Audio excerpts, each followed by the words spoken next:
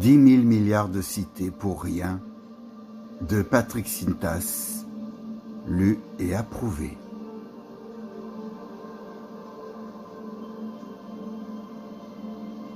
Intergalactique ou interthématique, tel apparaît au bout du compte ce roman aux yeux du lecteur. Un roman qui, dès le début, dès son incipit, un robot entra, nous fait entrer dans un monde futuriste où tout semble aller de soi, y compris la démarche, l'allure ou les pas d'un robot si étrangement proche du narrateur et de sa compagne. En 4 séquences, 4 temps, autant de voyages dans le voyage en quelque sorte, Fabrice et Constance, les personnages principaux, nous entraînent dans leurs péripéties plus burlesques les unes que les autres, dévoilant au fil de leur rencontre les facettes de leur personnalité à la fois singulières et attachantes. La problématique du couple, la question des enfants, le lien aux animaux domestiques, le clonage. Des thèmes qui s'entrecroisent et constituent les épicentres à partir desquels se déploie la narration en faisceau multidirectionnel.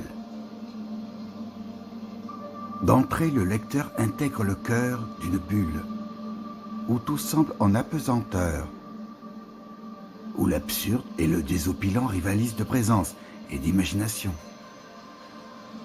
Du chien au robot, en passant par les êtres humains et les clones, on dirait que les relations sont horizontales, que tous ceux ou ceux qui peuplent cet univers ont une importance égale.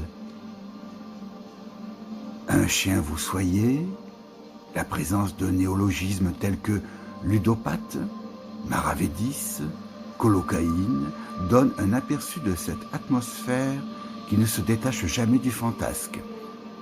Une atmosphère où l'humour n'est jamais loin de frapper, de faire irruption. L'humour, c'est précisément l'un des points forts du livre, car il est bien connu que la littérature digne de ce nom s'accommode rarement de sa touche, et que le lectorat considère celle-ci avec une certaine suspicion. Patrick Sintas nous montre que l'humour peut être savamment dosé et faire mouche au bon moment, avec subtilité.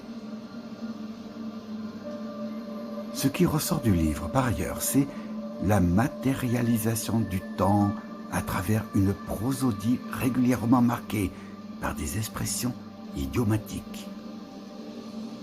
En effet, comme peut-on encore exclamer « sapristi » dans un futur où tout semble se dissoudre, où tout semble irréel. Vers la fin de cet étrange voyage, un indice nous éclaire sur le titre.